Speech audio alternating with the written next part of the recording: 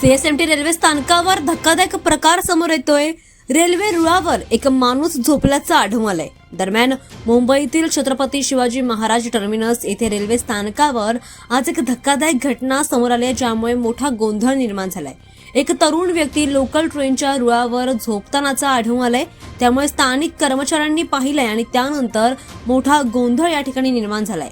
एक लोकल गाडी येण्याआधीच या ठिकाणी मोठं तणावाचं वातावरण निर्माण झालं होतं।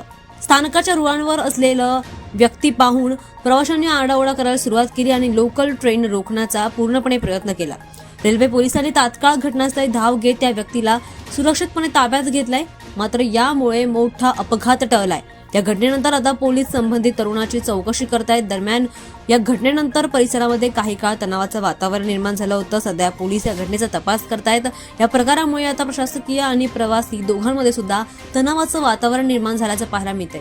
मुंबईच्या सीएसएमटी रेल्वे स्थानकावर ही घटना घडली आहे, ज्या ठिकाणी दिवसभरामध्ये मोठ्या प्रमाणामध्ये प्रवाशांची गर्दी असते आणि त्यामुळेच मोठा गोंधळ या ठिकाणी पाहायला